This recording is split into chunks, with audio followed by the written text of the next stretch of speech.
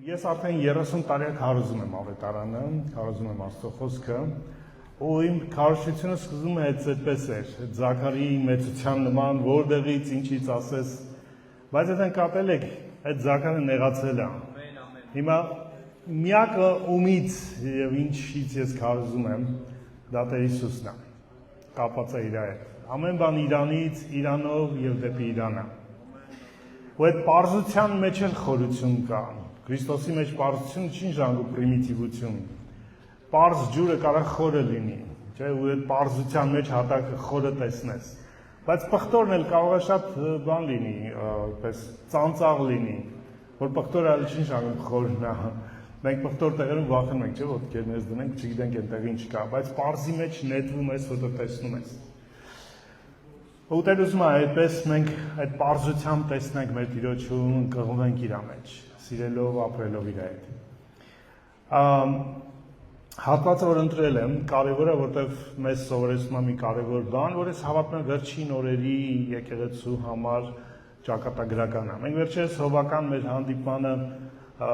աղոթում ենք, շփվում ենք, զրուցում ենք եւ միշտ անում ենք, եթե ուզում ենք նայենք առաջ, պրոյեկտ ենք, Տեր ինչ է խոսում այսօր մեզ ապագայի համար, Տեր ուզում է մեզ տանում։ Եվ մենք բոլորս եկանք համաձայնվեցինք մի մտքին, որ Տերը մեզ առավել եւս այս պահին շեշտում է իր հետ մտերմությունը, իր հետ մոտիկությունը։ Շատ առակներ կան, օրինակ Բաթրոսի ավետանում մանավանդ, որոնք խոսում են, Տերը խոսում է հատուկ իր գալստյանը սпасելու, հա, այդ դիմավորելու եւ այլի հետ կապված։ Դրանցից մեկը շատ հայտնի առակն է, երևի գիտեք, 10 կույսերի առակը, իմաստուն 5 եւ անմիտ մնացած 5-ը, չէ, եւ պատմություն ովքեր ծանոթ են, գիտեք, որ վերջում անմիտները կորան, չէ, որտեղ յուղ չունեին պատրաստած ավելին, քան իմաստունները, ու ողբերգությունը այս պատմության մեջ իմ համար նա է, որ երբ որ իրանք պարզեցին, որ չունեն բավարար եւ կարիք կա յուղ ունենալու, որպեսզի դիմավորեն Փեսային, իրանք խնդրեցին իմաստուններից, որ իրենց յուղից տան։ Բայց իմաստուններն ասի, եթե մենք տանք, ոչ ձեզ կբավարարի, ոչ մեզ, համ դուք կկորեք, ասենց ասած, համ մենք։ Ու իրականում իմաստունները չկարողացան օգնել, չկարողացան փրկել անմիտներին։ Ինչու՞, որտեղ մի հատ իրականություն կա, որը գալիս է աշխարհի վերջինում այս բոլորիս կարևոր լինելու։ Ոչ մեկի ուրիշի հավատքը եւ մտերմությունը Աստծո հետ քեզ չի օգնելու։ Քեզ օգնելու է քո մտերմությունը Աստծո հետ։ Քո անմիջական մտերմությունը, հաղորդակցությունը Տիրոջ հետ։ Ոչ մեկի ունեցածը առավել չի կարողանալու ծառայել քեզ։ Ու Տերը կոչ անում մեզ մոտենալու իրան եւ անձնապես մտերմություն, ընկերություն, հաղորդակցություն, ճանաչում ունենալու իր հետ։ Մատթեոս 27-ից կընթերցենք ու կտեսնենք ինչպես ավետարանիչը Սուրբ Հոգով մեզ հորդորում դրանում։ Սա Հիսուսի խաչելության նկարագիրն է, Հիսուսին արդեն բարձրացրել են խաչը, ցերեկվա 12-ն է, որ այն ժամանակ 6-րդ ժամ էր, եւ 12-ից մինչեւ 3-ը մեր ժամանակով բոլոր երկրի վրա խավար եղավ։ Ու Հիսուսը դարձյալ մեծ ձայնով աղաղակեց, սա 51 խոսքն ընթերցում, ու իր հոգին ավանդեց։ Եվ տաճարի վարագույրը վերևից ներքև ճեղքվեց երկու մասի եւ երկրաշարժ եղավ եւ քարերը պատռվեցին։ Սա Հիսուսի խաչելության նկարագիրն է, որը Հիսուսը Գողգոթայի վրա էր, ինչ դեպքեր կատարվեցին։ Մատթեոսը հատուկ շեշտում է, ու այս երևույթները հատուկ են ընտրված։ Եթե ընթերցեք մյուս ավետարանները, կտեսնեք ամեն ավետարանիչ տարբեր բաներ է նկարագրում։ Դրանք բոլորն էլ պատահել են, բայց ամեն ավետարանիչ ընտրում էր այն դեպքերը, որը ինչ որ հատուկ բան էր իր համար նշանակում, այն իմաստով, այն նպատակով ուզում է փոխանցի իր լսողներին։ Եթե նկատում ենք Մատթեոսի շեշտը հենց սկզբից, Աստված մեր հետ է։ Եվ որ Հիսուսը պետքա ծնվեր, հրեշտակ ասում է իր անունը Հիսուս կդնես, չէ,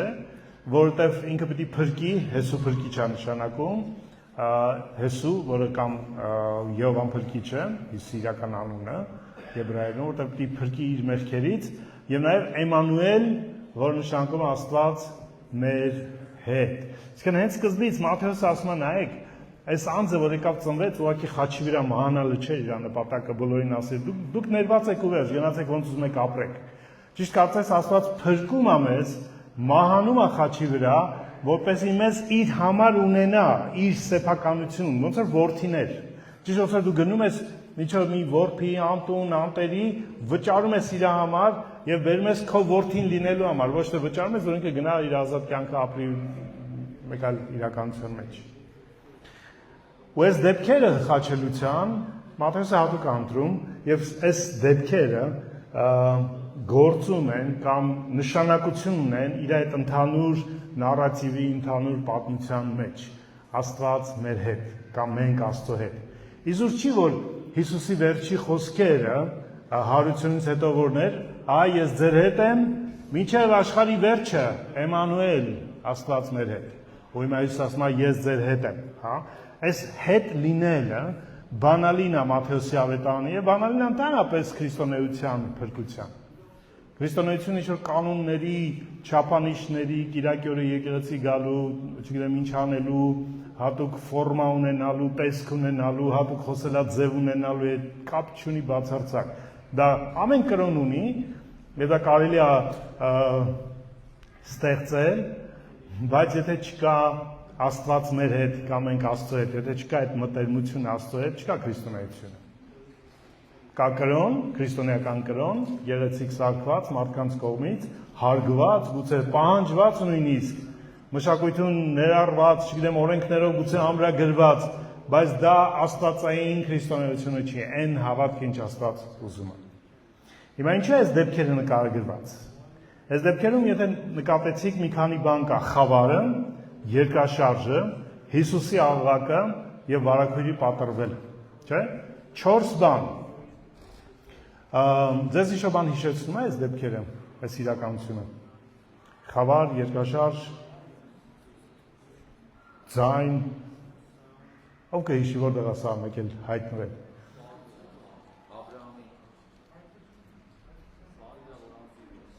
Ասածա, ճիշտ է։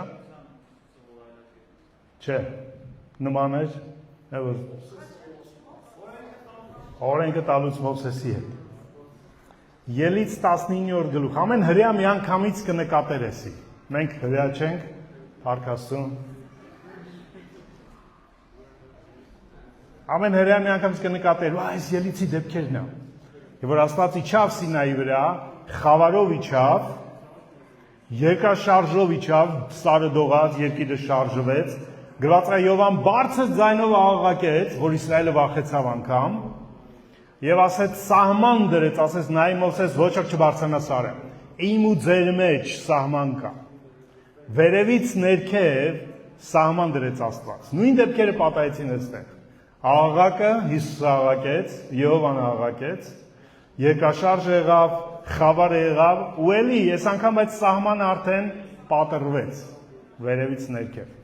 Ճիշտ կարծես Մատթեոսը հուշում է, որ այս դեպքերի մեջ հրեաները հասկացան, որ սա Յովանն է խաչի վրա։ Դա համար երբ որ Հիսուսը հարություն առավ, առաջի բանը որ տեսնում ենք Մատթեոսը նկարագրում է իր աշակերտների հետ հանդիպման ժամանակ, գիտեք ինչ եղավ։ Իր աշակերտները, որ հանդիպեցին Հիսուսին, երկրպագեցին իրան։ Իրան գիտեին պատվիրանը, ես եմ Յովան քո Աստվածը, ինձանից բացի ուրիշ Աստված չունենաս եւ չերկրպագես իրանց։ Հիշում եք այդ պատվիրանը։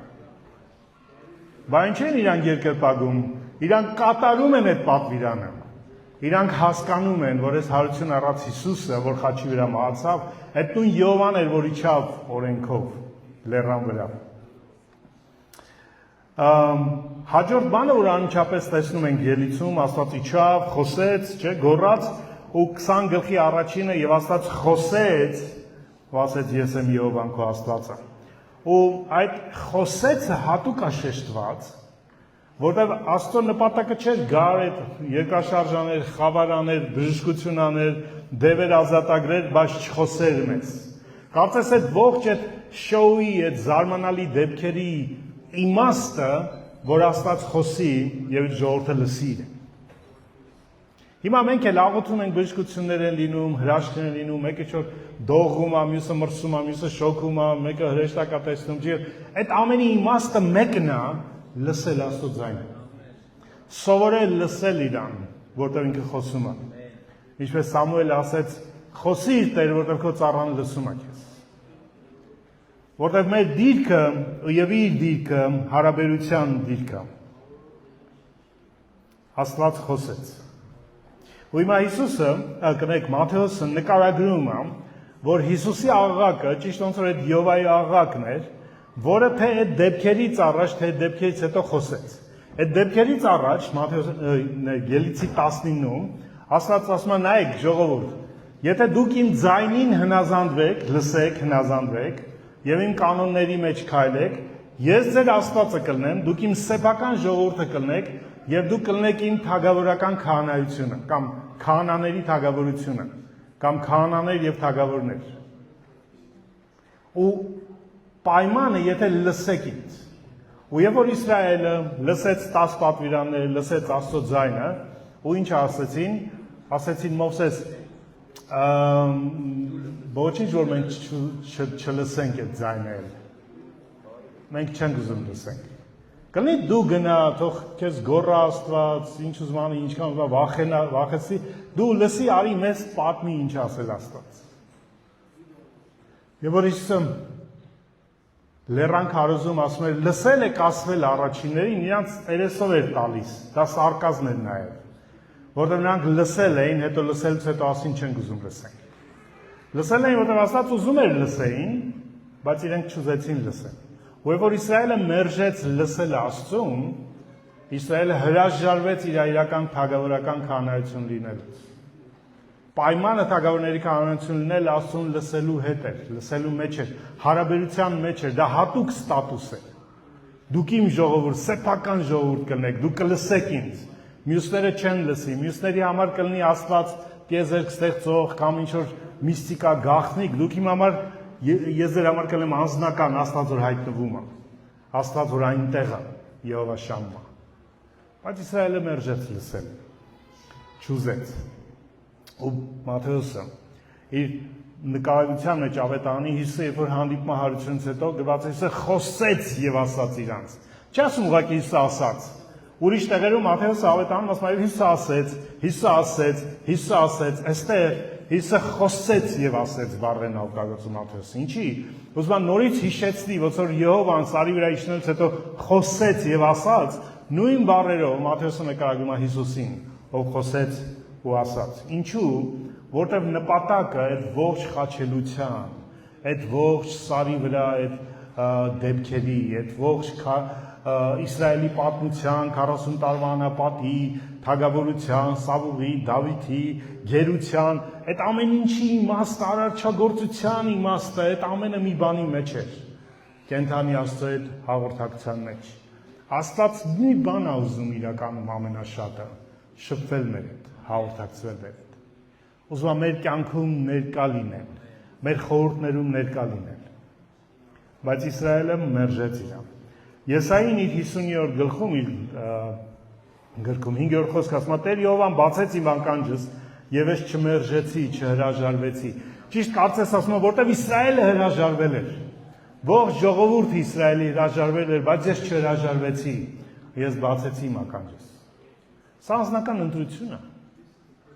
Սա կապ չունի դու որ եկեղեցում ես գտնվում, ինչ պաշտոնի մեջ ես, ինչ ծառայություն ունես, նոր ես, հին ես, բացարձակ կապ չունի։ Կապ ունի մի բանի հետ, քո սրտի, քո որոշման, քո ընտրության հետ։ Աստված արդեն ընտրել է, մնում է քո արձագանքը։ Այս մասով շատ կարևոր զգուշացում ունենք Եբրայեցիների նամակում։ 12:25 Պողոսը, որը առաքյալներից մեկն էր, հեղինակն է, հավատում եմ Եբրայեցիների թղթին, հետևյալ խոսքերն է գրում հրեաներին ու ինքը հրեա քրիստոնյաներին։ Զգույշ եղեք,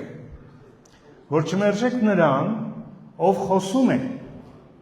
որտեղ եթե նրանք չխուսափեցին, երբ մերժեցին նրան, ով երկրի վրա էր հայտնություն բերում, դա Մովսեսն էր,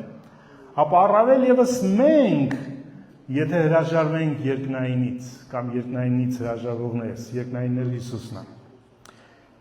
Նայեք, զգույշ եղեք, որ չմերժեք նրան, որ խոսում է։ ներկա շարունակական։ Ոչ թե խոսել է, ոչ թե մի օր կգա երկնքից գայտնվի ու խոսի նորից մեզ, այլ հիմա էլ խոսում է։ Աստված խոսում է, Հիսուսը խոսում է, Սուրբ Հոգին խոսում է։ Հիմա զգուշ եղեք, ասում է չմերժեք, չհրաժարվեք, չխուսափեք կամ այլ խոսքերով։ Որտեղ նրանք, որ խուսափեցին հրյաները, լսեցին, ասին չէ Մովսես չենք ուզում լսենք։ Իրանք, որ հրաժարվեցին Մովսեսից, ինչ արեցին, չխուսափեցին ու Պողոսը չի ասում ինչից չխուսափեցին։ Ակնհայտ է, որ չխուսափեցին հետևանքներից, ու ինչ հետևանքներ էին։ Որոշ թարգմանություններ գրում են չխուսափեցին պատժից կամ չխուսափեցին դատաստանից։ Պատիժ, դատաստան բառերը ավելացրած թարգմանիչները կարծում են, որ հեղինակը դա նկատի ունի։ Ես կարծում եմ հեղինակը շատ ավելի մեծ միտք նկատի ունի, քան ուղղակի պատիժը։ Պատիժ ինչ էր, Աստված պատժեց, որտեղ մեղք գործեցին, մեղքն էլ ըստ իրենց ուխտի օրենքի Աստված ասել էր, մեղք գործեք պատժելու եմ։ Արդարություն գործեք, օրհնելու եմ։ Իրականում հետևանքը պատիժը չէր, հետևանքը մեղքն էր Իսրայելի։ Բայց Իսրայելի մեղքն էր հետևանք էր ականջ դարձնելուց Աստծոց։ Բոլոր այն սայթակումները ու բոլոր սխալները, որ Իսրայելը ունեցավ, կուռքեր պաշտեցին, ոսկե հորդ սարքեցին, հիշում եք, փորձեցին Աստծուն միս ուզելով, անապատի մեջ միս ուզեցին ու գրածը չէ, Աստված բարկացավ, գիտեք ինչի, ոչ թե մարդիկ մսի կարոտ ունեին միս դեն, այլ փորձում էին ասելով, ասած չի կարա մեզ միս տա։ Ու դրանով ապացուցեին, որ մեզ հանել այստեղ կորցնելու, ինքը այդքան էլ լավ Աստված չի, այդքան էլ ամենակարող չի, ախ ինչ լավ է Եգիպտոսում են մսի ամանների մոտ։ Այդ էր իրանց նպատակը, միս էին ուզում ոչ թե միս կարիք ունեին, այլ բան էին ուզում, որ Աստված չկարողանա անել։ Ու դա համար Աստված բարկացավ, միսն էլ տվեց ու միսը բերաններում կոտորվեցին։ Եվ բաղամուր աստառով պաշտեցին, երբ գերության գնացին, այդ բոլոր անկումները հետևանք էին մի հատ կարևոր մեծ բանի մեջ անկմանը, ձախողմանը, երբ որ ձախողվեցին Աստծո ձայնը լսելուց։ Չուզեցին լսել, դա համար մեղանչեցին, դա համար պատժվեցին։ Հիմա Եբրայեցիները հեղինակ ասում են, նայեք, իրանք, որ այդ երկավոր լսողին մերժեցին, չազատեցին հետևանքներից ու պատիժներից, որքան առավել մենք երկնքից խոսողին, որտեղ խոսում է երկնքից, Տիրոջ ձայնը կա մեր կյանքի մեջ, բոլորից, Տեր ուզում է խոսի։ Նույն Պողոսը առաջի Թեսաղոնիկեցիների 5-րդ գլխում զգուշացնում է 19 խոսքն է, Սուրբ Հոգին մի մարեք։ Վտանգավոր զգուշացումը։ Մարգարեությունները մի արհամարեք կամ Տիրոջ հայտնությունները։ Քո ու իմ բոլոր սայթակումները ու ձախողումները մի պատճառ ունեն։ Այն չի, որ մենք ուղղակի մարդիկ ենք, միս ու այր ունենք, տկար ենք, իմաստության պակաս ունենք, թե ճիշտ է մենք իմաստության պակաս ունենք, գիտելիքի պակաս ունենք, կամքի պակաս ունենք երբեմն, չէ՞, գիտենք ճիշտը չենք կարողանում անենք։ Մենք մի տեղում ենք սայթակել մինչև մնացած բոլոր սայթակումները, իր ձայնը լսելու մեջ։ Եվ որ ես ու դու սովորում ենք լսել այդ ձայնը մեզ կմղի արդարության, կմղի ճշմարտության, կմղի հայտնությունով, ում հետ ընկերություն անել, ում հետ չանել, ուր գնալ, ուր չգնալ, որ էջը բացել, որը չբացել։ Երբ որ այդ ձայնը ռեալ կլինի մեր կյանքի մեջ լսելու, մեր կյանքը ազատ կլինի շատ խնդիրներից ու խնդիրներից, որի մեջ շատ անգամ մեղադրում ենք կամ Տիրոջը կամ Տերը չպահեց ինձ։ Ես դու լսեցի Տիրոջը, որ Տերը չպահեց քեզ։ Դու երես ես թեքել Տիրոջից լսելու իր ձայնը, դու որոշում ունես քո սրտի մեջ, ցանկություն ունես քո սրտի մեջ, գնում ես դրա հետևից, հետո էլ Տերը մեղավոր է, կամ ինչ-որ մեկը հովդ մեղավոր է, որ ճիշտ չի սովորեցել քեզ, կամ ծնողը ճիշտ չի դաստիարակել։ Հիշեք մի բան, ոչ ոք ձեզ ոչինչ պարտք չի։ Կյանքում ոչ ոք ձեզ ոչինչ պարտք չի։ Ձեր ձախողումները ոչ մեկի վրա մի բարդեք։ Ոչ մեկ, դուք զոհը չեք ոչ մեկի որոշումների։ Մենք զոհերն ենք մեր որոշումների, մեր սխալների։ Ու ամենամեծ սխալը, որ մենք անում ենք ունենալով այդ մեծ արտոնությունը, առավելությունը, Աստծո ձայնը լսելու համար, չենք օգտվում դրանից։ Անհոգ ենք դրա պատճառով։ Դա որ զգուշացում, ասում են նայեք զգուշացեք, եթե նրանք օրինակ վերցրեք, իրանք երկրի վրա տեսնում էին, լսում էին, չհնազանդվեցին, չլսեցին, դրա համար պատժվեցին, առավել եւս նրանք, մենք, եթե երկնքից խոսողին հիմա հրաժարվենք իրանից, մերժենք իրան, անհոգ գտնվենք իր հանդեպ։ Բնական է ձախողներ կունենանք, մեզ կխաբեն էլ, կգցեն էլ, կնեղեն էլ եւ այլն։ Ինչով լիքն է այս աշխարհում թշնամին պատրաստ է դա անելու։ Թշնամին միայն չի կարող նրանց ազդել, խաբել, վնասել, ովքեր լսում են Տիրոջ ձայնը։ Ուզում ես ազատ լինես սխալներից, հայթակումներից, ոչ միայն ուղղակի որ լավ կյանք ունենաս, այլ իրոք Տիրոջը լսող, Տիրոջը մտերիմ անձնավորություն լինես։ Ու այն խոստումը, որ մնաց ու Իսրայելը չիրականացրեց, իմ սեփական ժողովուրդը կլներ եւ իմ թագավորների քահանայությունը, այդ խոստումը շարունակում է մնալ։ Դա լսողների խոստումն է։ Դա որ Մատթեոսը վերջացնում է այդ խոստումով. գնացեք, աշակերտեցեք աշխարհը, չէ, ավետանեք, աշխակերտեցեք, մկրտեցեք հանուն որդի, սովորեցեք որ պահեն, դա քահանայության խորհուրդն է, այն խորհուրդը, որ Իսրայելը զրկվեց, հիմա իսը նորից վերականգնում է մեր համար։ Մենք իր թագավորական քահանայությունն ենք, ոչ թե ստատուսով, այլ լսելով, հաղորդակցվելով։ Դու թագավոր քահանա չես, որտեղ ինչ-որ մեկը քեզ հռչակել է այդ։ Դու թագավոր քահանա ես, եթե լսում ես ու շարժվում ես իր կամքի մեջ իր հետ, իր հոգու ներկայությունով։ Մենք հովիներս, ծառայողներս, մարգարեները նրա համար չենք, որ ձեր փոխարեն լսենք։ Մենք ինքը մարգարե գրանք լսի, կամ հովը թող ասի։ Մենք նրա համար ենք, որ օգնենք ձեզ, ինքներդ լսեք ձեր համար։ Որը հովը միշտ չի լինելու քո կողքին, մարգարեն միշտ չի լինելու քո հետ, բայց Տերը միշտ քո հետ, այս ձեր հետ է մինչև աշխարհի վերջը։ Նա խոստացել է միշտ քո հետ, խոստացել է միշտ խոսելու է քո հետ։ Երբեք իր ձայնը չի լռելու, երբ որ դրա կարիքը կա։ Բայց եթե դու հրաժարվել ես այդ ձայնից, ինչպես Իսրայելը հրաժարվեց, Աստված լռեց Իսրայելի համար։ Ու շատերի կյանքում լռել է Աստված, որը մենք մերժել ենք իրան։ Ժամանակն է վերականգնենք այդ փակ դռները նորից բացենք։ Շրջվենք դեպի ինքը, ասենք Տեր ինձ, որ ես անազանդ եմ եղել, անլուրջ եմ եղել, անհոգ եմ եղել քո ձայնի հանդեպ։ Դու որպեսզի կարողանաս խոսես ինձ, քո որդուն ես տվել։ Դու որպեսզի ես լինեմ քոնը, ամեն ինչ տվել ես, որ ես փոխանակ փնտրեմ քեզ, հաղորդակցվեմ քո հետ։ Ես փնտրում եմ ես կյանքում ինչ-որ լավ բաներ ու քեզ ուզում եմ օգտագործեմ դրա համար։ Փոխանակ հասկանալու, որ միակ բանը, որ ես ունեմ ես կյանքում, դա դու ես։ Ոնց որ 73-րդ Սաղմոսի հեղինակը ասում էր, ով ունեմ ես երկնքում, բացի քեզանից, երկրի վրա էլ ուրիշ մեկը չեմ ուզում։ Եվ որ սկսում ես լսես իրան, դու հասկանում ես, որ իրոք, իրանից հավատարիմ, իրանից քեզ սիրող, քո համար հոգ տանող, քեզ լավ իմացող, քեզնից լավ գիտի քեզ, քեզնից շատ է քո մասին մտածում, քո համար հոգ հանում։ Դու դեռ չես խնդրել, ինքը գիտի ինչ ես խնդրելու։ Դու չես հասրել նեղվել, ինքը արդեն գիտի նեղվելու ես, ինքը արդեն պատրաստում է քեզ։ Ու այդ հենց անձին մենք թողել ենք դրսում մեր կյանքից։ Ուրիշ բաներ ենք փնտրում մեր քրիստոնեական հավատքի մեջ։ Եկեք մեր հույսը չդնենք ուրիշի յուղի վրա։ Կգա օրը, քո յուղն է քեզ փրկելու։ Քո մտերմությունը Տիրոջ հետ։ Եկեք գանք իր առաջին օրը։ Գանք այդ որոշումով, այդ խնդրվածքով։ Դու լավ գիտես,